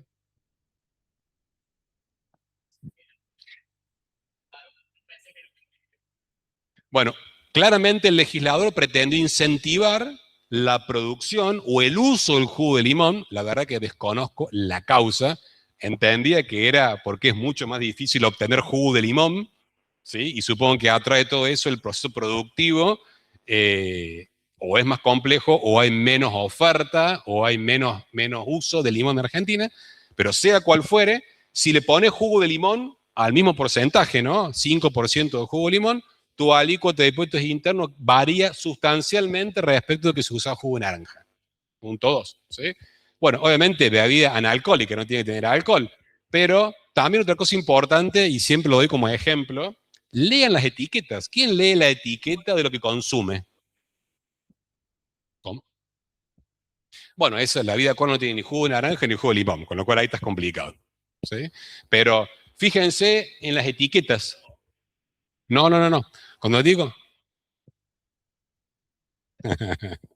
coincido, coincido. Y no habré que sacarlos, pero bueno. Hay un lobby muy fuerte de industria alimenticia. Dicho eso, fíjense lo importante. Y no digo que lo tengan en cuenta para poder evaluar. Cuando ustedes evalúan en una bebida cómo grabar impuestos internos, tienen que tener en cuenta qué tiene realmente la bebida y no lo que dice la publicidad que tiene la bebida. Por ejemplo, la bebida doble cola de naranja, ¿sí? Conocida, está la doble cola y también hay una doble cola de naranja. ¿Sí? Es riquísimo, me encanta. ¿Sí? Me encanta. Pero fíjense el ejemplo que les voy a dar. Se usó la palabra doble cola porque comercialmente es más conocida. Es una bebida conocida del rubro de una embotelladora famosa en Córdoba. ¿Sí? Doble cola. Dice sabor naranja. O sea, doble cola, ustedes le ven el título, sabor naranja. Pero si leen la etiqueta chiquitita, está elaborada con jugo de limón. Razón por la cual comercialmente es muy común que un producto se venda de una determinada manera, en este caso, doble cola, como le estamos haciendo propaganda, ¿no? Doble cola, piensa en cualquier producto que cambie solamente la composición de lo que tiene, pero hubo una estrategia de publicidad de decir, che, ¿esto vende? Sí, bueno, listo, doble cola. Pero dice doble cola, sabor naranja. De hecho, parece que nos estamos tomando una Fanta, ¿sí? Pero en los ingredientes está elaborado con jugo de limón. En la práctica, esa empresa, ¿sobre qué debe tributar impuestos internos? ¿La alícuota más alta, que es como si tributamos con jugo de limón, o por lo que realmente le puso a la bebida que fue jugo de limón? Totalmente, ¿sí? Se tributa por lo que es el alimento, por lo que tiene realmente adentro, independientemente de la publicidad, ¿sí? Ingredientes. Ingredientes aprobado por la autoridad alimentaria que te dio un sticker que vos le pones un sticker, una aprobación de la autoridad de Contralor que forma parte. Fíjense, cada producto que se vende tiene que estar aprobado por la autoridad alimentaria. Y en el sticker, en la etiqueta, tiene que figurar cuál es la aprobación, cuál es la norma que aprueba o la resolución que aprobó eso. Más allá que después dice, tiene tanto de jugo de limón, y van a ver, doble cola, un tema comercial, sabor naranja, pero está efectuado con jugo de limón. ¿Sí? Eso, importante. Es uno de los tantísimos bocadillos que hay en impuestos internos, que repito, me encanta. Yo creo que me encantan todos los impuestos, pero este en particular me gusta porque muchas veces el fisco pretendió atacar a la empresa, che, me tendrías que haber pagado de interno sobre el jugo de naranja, y hay que explicarle que no, para. Es un tema comercial. Se podría haber llamado la gloriosa de naranja, ¿sí? Pero en realidad lo que tiene adentro es jugo de limón. ¿Sí? Sí, sí. Ni pensés cuando tomás Coca-Cola. Sí. Pero sí, eso existe. Bueno, dicho eso, otras particularidades, bueno, objetos suntuarios exentos, bueno, los anillos de alianza, así que se pueden casar sin ningún problema, que eso no va a pagar impuestos internos. Recuerden que objetos suntuarios, fíjense, los ritualmente indispensables para el oficio religioso, muchas veces elaborados sobre la base de piedras preciosas, bueno, eso no paga impuestos internos, pero todo lo otro sí, ¿sí? O, por ejemplo, las medallas que acreditan el ejercicio de la función pública, bueno, las condecoraciones oficiales, bueno, son todas excepciones a objetos suntuarios que no están grabados con impuestos internos. ¿Sí? Determinadas exenciones, por ejemplo, los seguros de accidentes personales o los seguros agrícolas estaban exentos de impuestos internos. Hoy por hoy, yo ahí les puse el signo de admiración, porque recuerden que están, a partir de abril, exentos, ¿sí? Los servicios de telefonía, ¿sí? Y el tema de impuestos a los automotores que generó muchísima historia. Habrán ustedes recordado que durante los últimos años se hablaba del efecto que impuestos internos generaba en la venta de los automotores, en el costo del automóvil, y que gran parte del valor de un auto, prácticamente la mitad, lo constituía, ¿qué cosa? Los impuestos, y ahí estaba el IVA, y estaba impuestos internos. De hecho, los autos, no sé si mal o bien llamados de alta gama, tributaban una tasa muy importante de impuestos internos. Bueno, el gobierno anterior y este gobierno gradualmente ha venido quitándole tramos grabados de impuestos internos, y hoy por hoy los autos de más bajo precio y de gama media ya no pagaban impuestos internos, solo pagaban los de alta gama exclusivamente, pero eso fue hasta el 31 de marzo del 2026, porque a partir de esa fecha el impuesto a los automotores se deroga por completo, cualquiera sea la gama o lo que fuera de impuestos internos. De hecho, no sé si habrán oído, pero hubo muchas terminales automotrices que ya en febrero ya veían ver el cambio normativo, que se veía la derogación de impuestos internos, y ya ofrecían de que le devolvían la plata a la gente que hubiera pagado su auto de alta gama, si después se le reducía este impuesto para devolver la plata. ¿Sí? Con lo cual, hoy por hoy, hay un marque hasta marzo. Hasta marzo, fíjense que si los autos superaban los 42 millones de pesos, ¿sí? Se pagaba una alícuota del 18%, y bueno, si superaba los 50 millones, pagaba una alícuota mayor. Pero hoy era la única alícuota que estaba hasta marzo.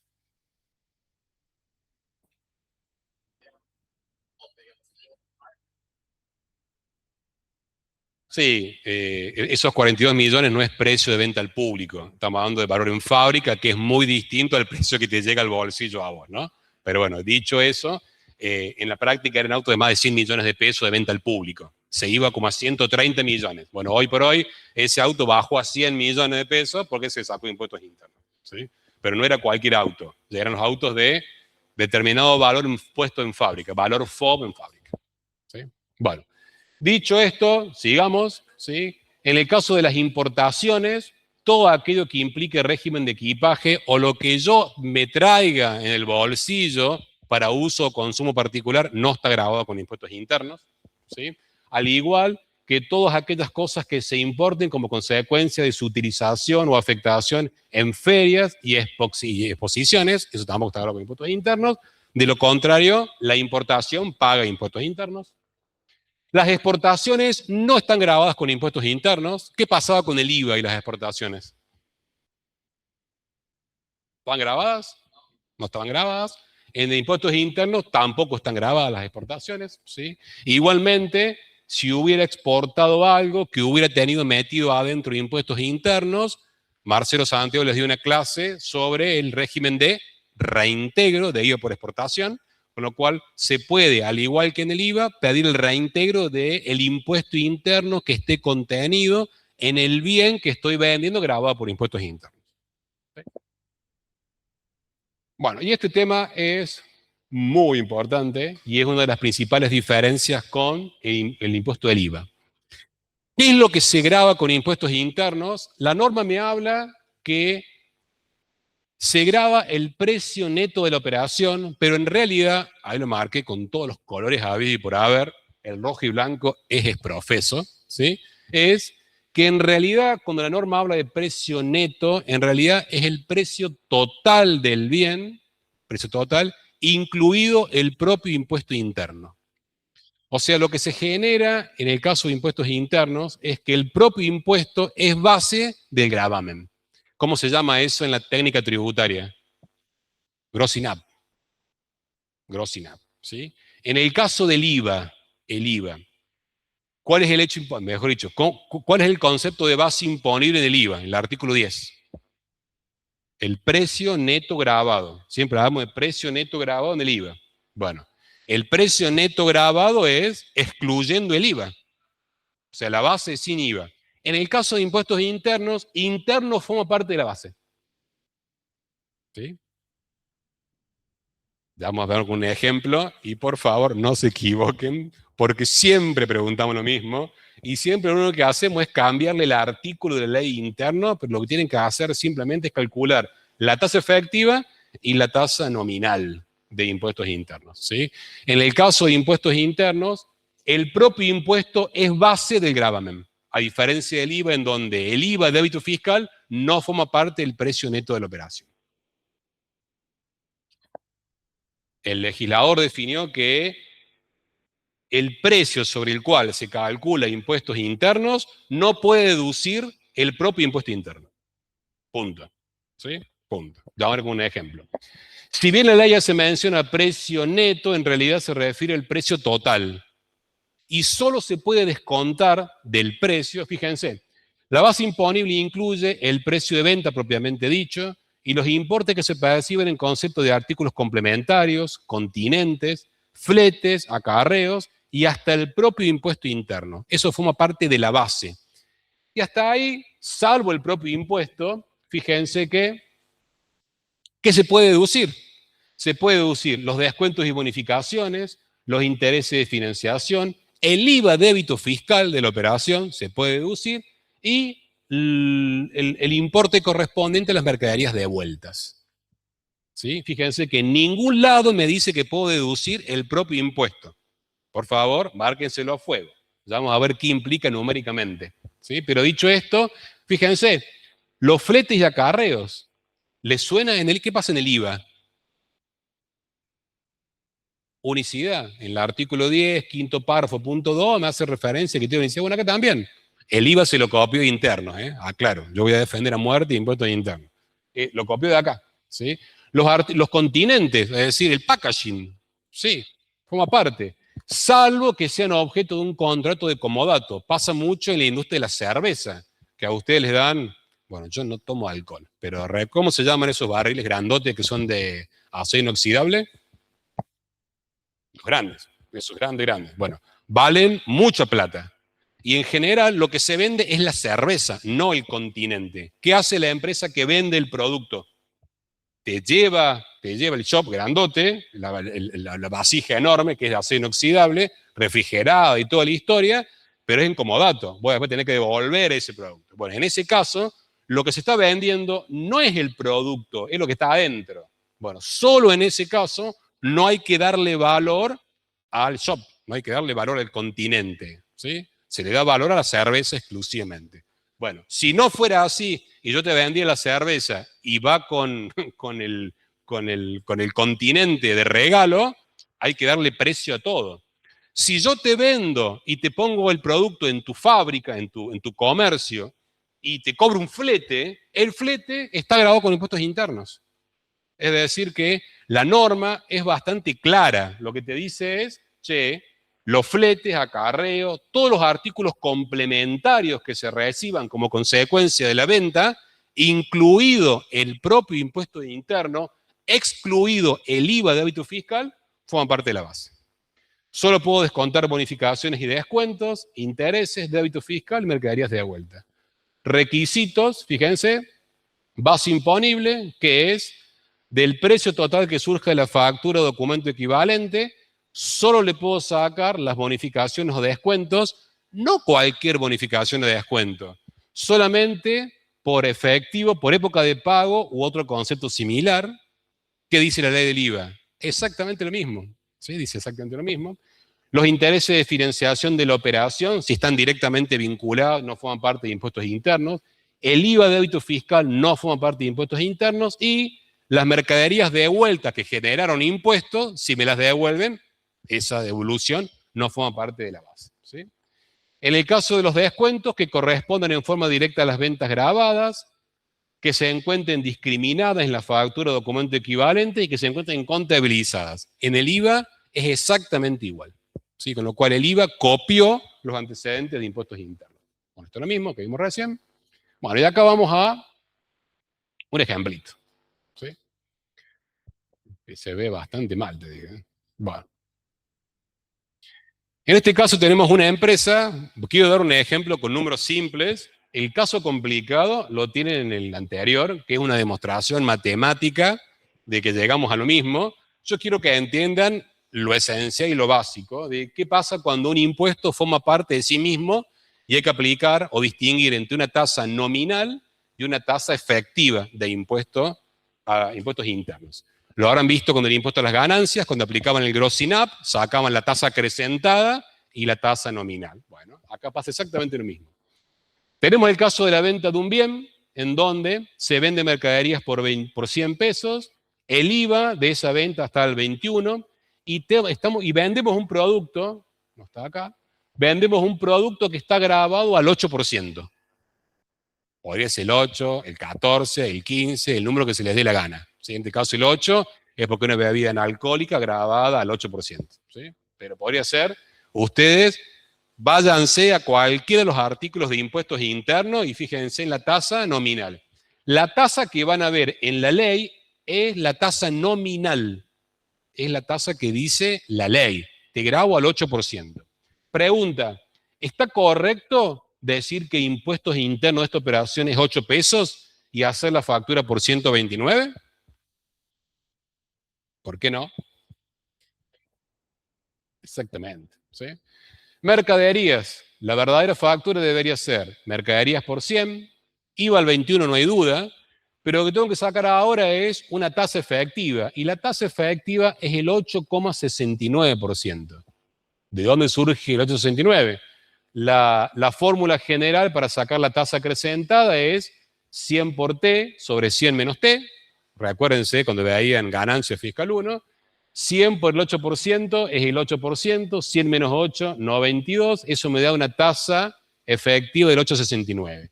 Si a los 100 le aplico el 1,869, mi ingreso o mi venta acrecentada, incluyendo el impuesto interno, es 108,70. ¿Sí? Si a los 108,70 le aplico la tasa nominal del 8%, ¿cuánto creen que le va a dar el impuesto? 8,70. ¿Sí? 108,70 por la tasa del 8, 8,70. Con lo cual, verdaderamente mi factura tiene que salir por 100 de mercaderías, 21 de IVA, impuestos internos 8,70 y finalmente un total de operación de 129,70. ¿Sí? Con lo cual, es un error hacerlo de esta manera, ¿sí? Correctamente hay que hacerlo de esta otra manera, ¿sí? Ese razonamiento, aplíquenlo. A ver, yo les voy a dar el precio total con IVA incluido es, ¿cuánto? 121. Dígame, por favor, cuánto hay que pagar de impuestos internos y cuánto tiene que ser la factura por el total. Bueno, van a tener que tener flexibilidad en poder saber cuánto es la venta neta de IVA, que no es la venta neta para impuestos internos, cuánto es el monto con IVA incluido, sin IVA, con internos, sin internos. Bueno, con ese simple ejemplito, ustedes tienen todas las herramientas. Si quieren hacer la super demostración matemática, acá está, con otro valor, con una tasa del 20% nominal, 25% efectiva, pero es lo mismo. Sepan distinguir neto de IVA, neto de internos. Que el neto de internos no es sacando el propio impuesto. Esa es la clave. El neto de impuestos internos incluye el propio impuesto. Esa es la consideración final, ¿sí? Si hago una transferencia no onerosa, está grabada con internos, por ejemplo, el autoconsumo.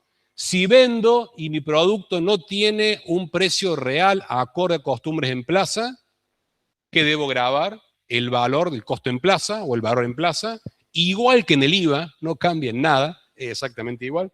Es decir, cuando el documento o el bien no refleje el valor normal en plaza que tiene ese producto, se tiene que aplicar en una presunción que es grabarla a su valor en plaza. Consumo de propia elaboración, bueno, dijimos que se graban al mismo valor que se grabarían por una venta a un tercero, ya la vimos hace un ratito. En el caso de que importe, bueno, la única aclaración en las importaciones que dijimos que están grabadas con impuestos internos es que el legislador previó que sobre el precio normal definido para los derechos de importación, ustedes han visto muchos prácticos sobre el valor normal en aduana de un producto, sobre ese precio, en el caso de impuestos internos, tengo que aplicar una alícuota del 130%. Es decir, que si el bien vale 100, a los efectos de impuestos internos es 130. ¿Por qué? Porque el legislador lo dijo. Sobre esos 130 se aplica la tasa acrecentada y genero el impuesto. ¿Sí? Ojo con eso.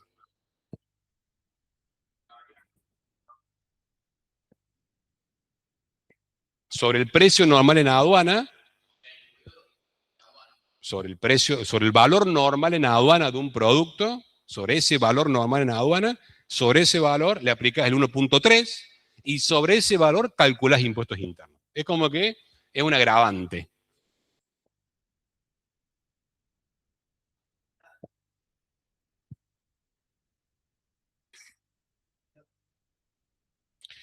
Bueno, sí.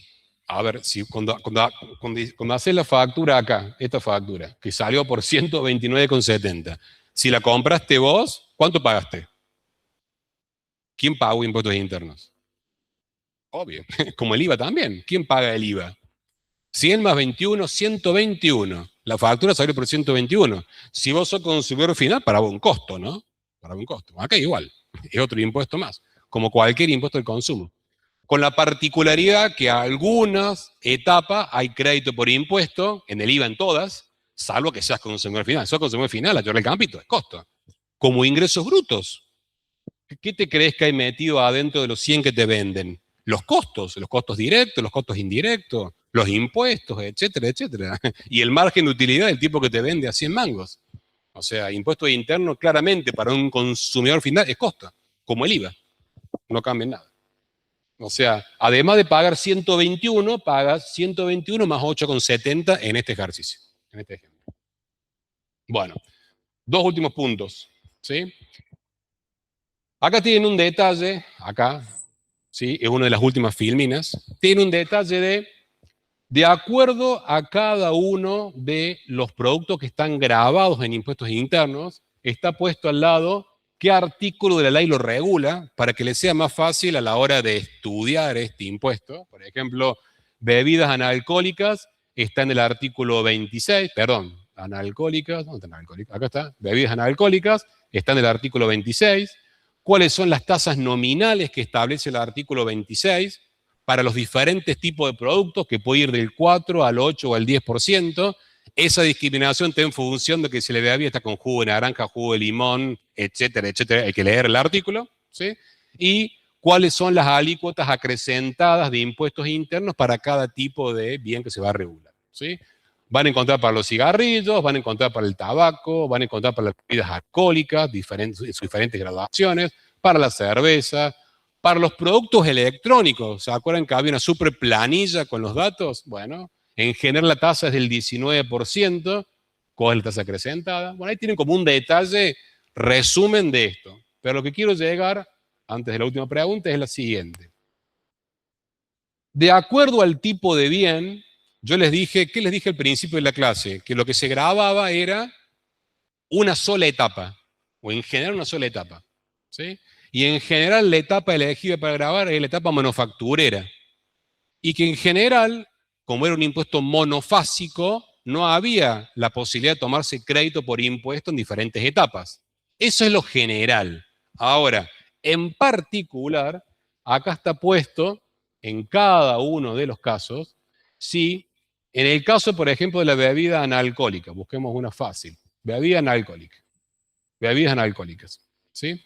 ¿Tiene la posibilidad de computarse como pago a cuenta el impuesto de la etapa anterior?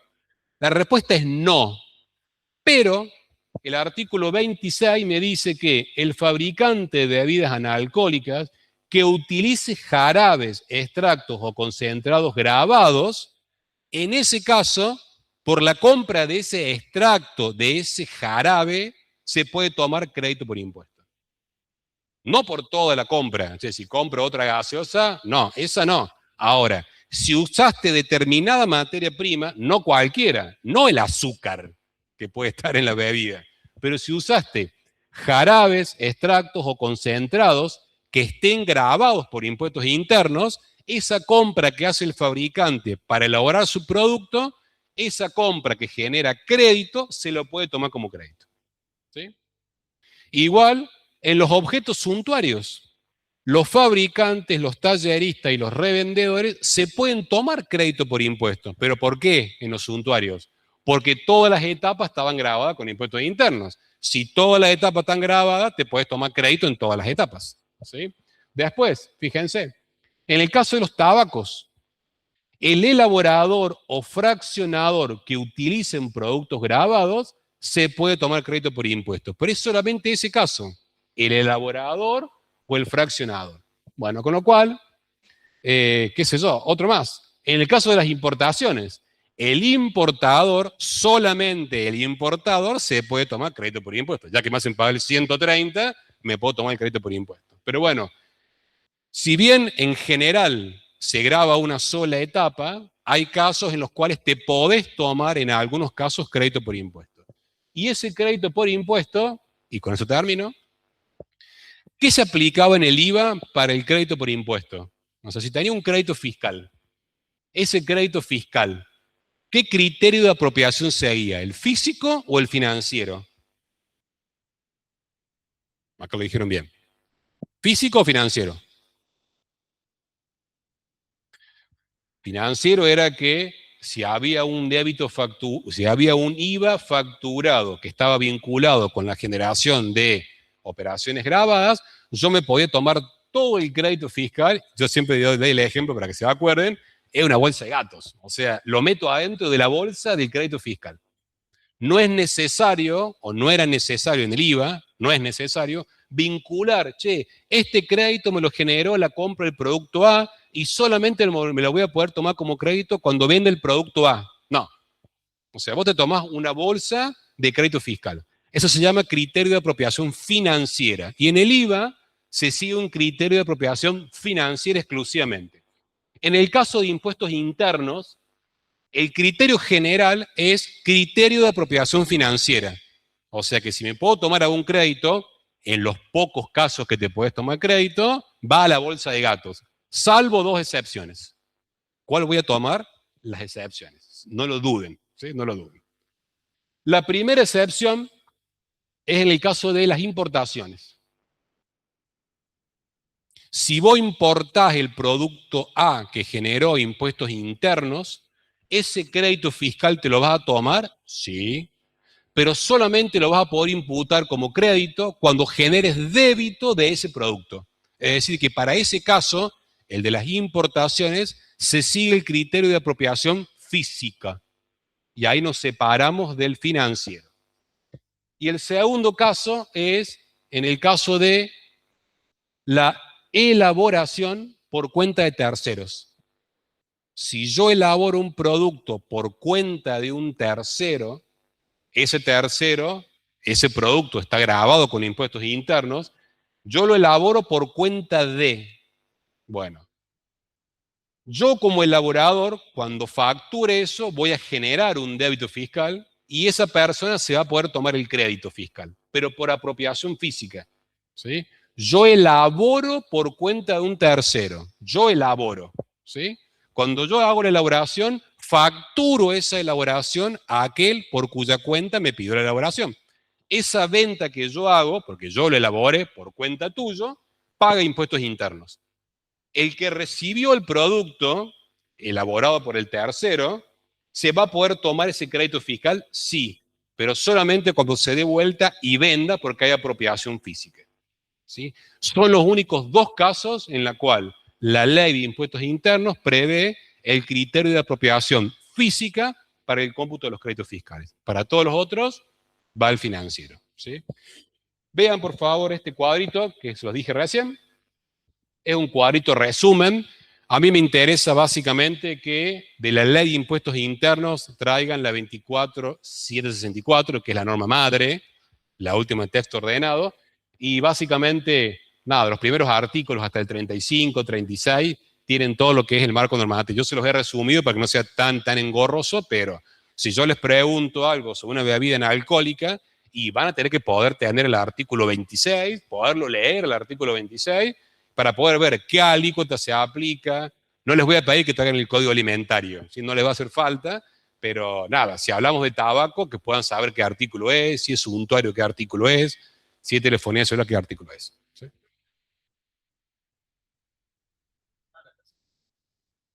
No, en la ley está la tasa nominal. ¿Sí? Por ejemplo, ahí te puse, por ejemplo, en bebidas analcohólicas, la tasa nominal, el artículo 26 tiene varios párrafos. De acuerdo al tipo de bebida que generaste o que produjiste, tenés la tasa que puede ir del 4, el 8 o el 10%. Bueno, ahí te puse al lado cuál es la tasa efectiva si aplicas Grosinap.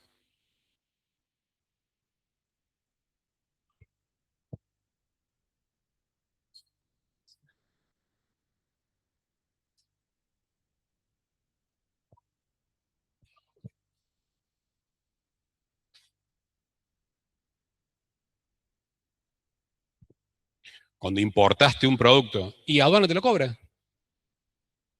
Aduana te lo va a cobrar. No es que te lo cobra. Aduana te lo va a cobrar. De la misma manera que pagas IVA cuando importas un producto, donde viene el despacho de importación y te dice, este producto 100 está grabado con el IVA 121 y vos tenés que pagar tu bolsillo los 121. Bueno, lo mismo va a ser con impuestos internos. Con la aclaración que te va a tomar qué partida arancelaria se corresponde con lo que compraste. Esa partida tiene una designación. Ese bien tiene un valor normal del producto en aduana. Sobre ese valor normal le aplica el 1.3 y ahí te calcula impuestos internos. ¿Sí? Aduana te lo cobra. O sea, viene impuesto. Viene impuesto.